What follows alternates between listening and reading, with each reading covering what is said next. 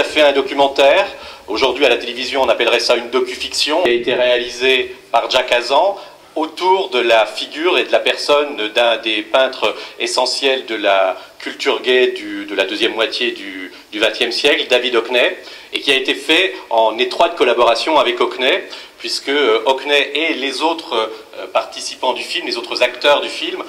ne sont pas tout à fait des acteurs, puisqu'ils jouent, ils interprètent leur propre rôle, leur propre personnage. Alors c'est un film à la gestation curieuse, puisque son tournage s'étale sur un peu plus de 3 ans, pendant lesquels Jack Hazan suit David Hockney à une période charnière de sa vie, de sa carrière,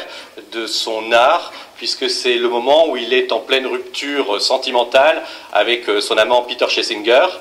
qu'on voit beaucoup dans le film, et que cette rupture le met en grande panique dans son travail de création, dans son travail de peinture, puisqu'alors qu'il est censé préparer une grande exposition, il est en pleine perte de toute inspiration et de tous ses moyens. C'est un film important puisqu'il raconte puisqu'il montre comment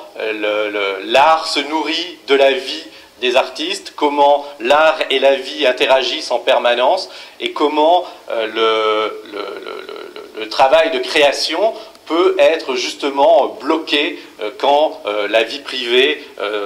va mal. Et se débloque quand finalement, à un moment assez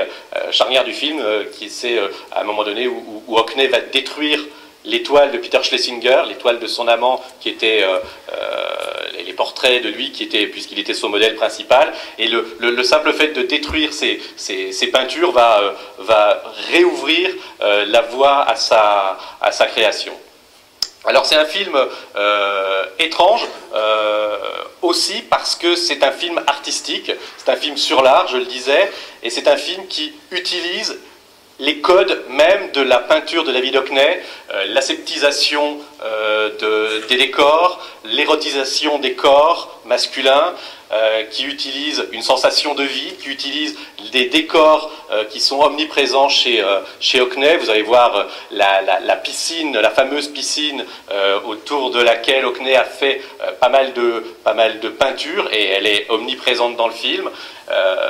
Donc il y a cette dimension-là du travail d'Hockney qui est très présente dans le film, et on peut presque dire, dans la mesure où ces codes esthétiques sont présents dans le film et où il a énormément collaboré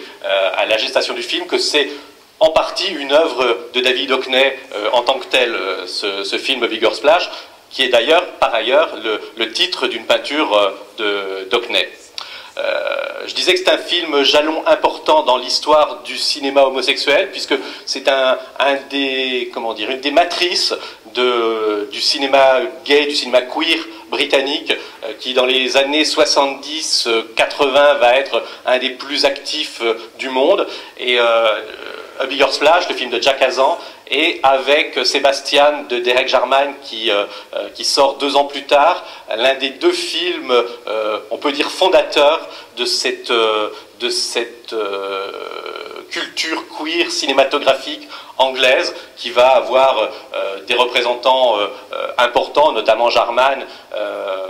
qui va être l'un des grands cinéastes de cette période, mais on pourrait citer aussi Sally Potter ou des gens un peu plus tardifs comme Isaac Julien, qui sont dans cette veine-là, dans cette lignée-là, et il y a vraiment, à ce moment-là, du milieu des années 70 en Grande-Bretagne, toute une série de cinéastes qui vont utiliser l'esthétique queer, la culture, pour inventer une nouvelle façon de représenter le désir masculin. Il y aura ainsi des versions très queer, très pédé de Hamlet par un cinéaste qui s'appelle Celestino Coronado, qui tourne à peu près à la même époque.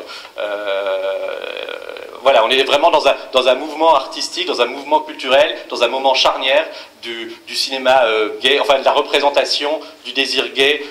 du désir queer